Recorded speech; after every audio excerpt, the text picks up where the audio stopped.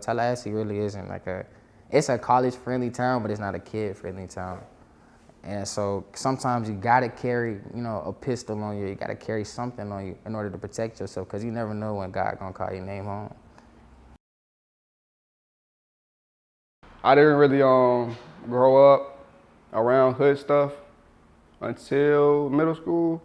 And then when I got into middle school, it was like, okay, I'm tired of being broke. I'm tired of having to put water on the stove to take a bath or something like that.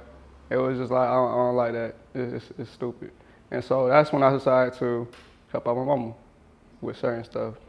I'm not gonna say how, but yeah. And our parents, they protected us a whole lot from that and stuff by giving us some of their food and stuff like that whenever, knowing that they were hungry and stuff. Now that I can look back on it, I can understand, you feel me? Like, they were hungry and stuff at those moments, but they sacrificed for their kids to have a meal at the end of the day. That way we didn't really have nothing to complain about. But I mean, it was nice where, you gotta put together like some syrup or something like that, or some ketchup between some sandwich bread or something like that. Or you make the little baked beans with hot dogs and then something simple like that. I got jumped by a gang. I got jumped by a gang. And I think that was like my first wake-up call into just like not being introduced to Tallahassee, because I'm from Tallahassee, Florida, but more so as like it causing a character change in me and just causing me to start applying myself to the social norm that was already going on in Tallahassee. So by me getting jumped in, that was a really traumatizing moment. And it kind of affected and shifted my character a lot, and just kind of like changed my mindset on like how I viewed people and how I viewed things and how I viewed Tallahassee as a whole. So, yeah. At first, it was me telling myself like, oh yeah, I'm doing this, like I'm being the man of the house, because there was constantly like men in and out of my mama's life because they couldn't treat her right. So I was just, yeah, I'm the man of the house, basically. And it was just like, that's how I was at first. And then after about a year, it was stupid. I just didn't like it. Like, it was just like, it was basically, I'm not gonna say fighting for your life, but you was in constant danger, like with just people. When you grow up just accustomed to like the streets and everything, it's certain people that have that mentality of, oh, I'm gonna get out the streets, I'm gonna depart myself. And there's other people that's just like, if I had this in my life right now, if I could escape from where I'm at right now and go to another place, then I feel like I could thrive better. I mean, even though I did not like it, I still reflected back on like, okay, I don't want to be broke.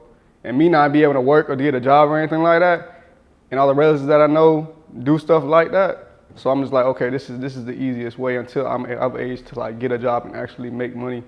But by the time that came, my mama was straight. My mama could hold on. That's when all that had to go. She had a decent job. We could sit in an apartment and the bills would get paid. Food would be on the table. I wouldn't have to worry about none of that. A lot of my family members and a lot of people I used to associate myself with were gang members. It's like when you grow up around it, you kind of grow accustomed to it. It's hard to really separate yourself from something that you've been around your whole life. It's kind of like telling me like 2 + 2 = 5 when I already learned that 2 + 2 = 4. And I lost friends from doing that. I know a couple friends that got locked up because of that, just carrying that shit to them to school. At first, it was like, dang, like, why does this generation stuff have to tangle itself into all this stuff that we have going on? We can really just empower each other and help each other grow and stuff. And then it gets like more tolerable, more like natural, like, okay, that happened again. Now I got work to go to and stuff like that. And I got work to do and stuff. So it's like, okay, I can't really do nothing to stop that. It's gonna be inevitable at this point.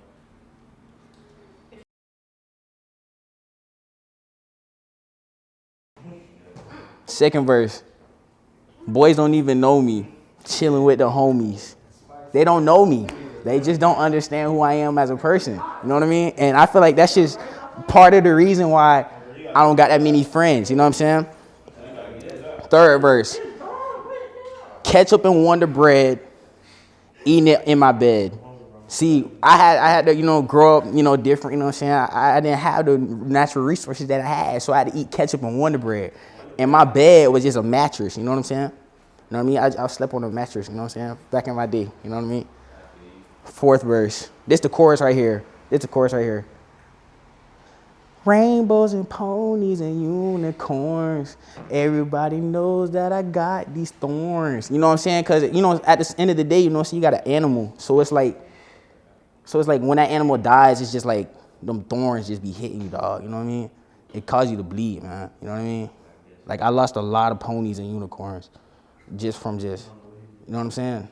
Question?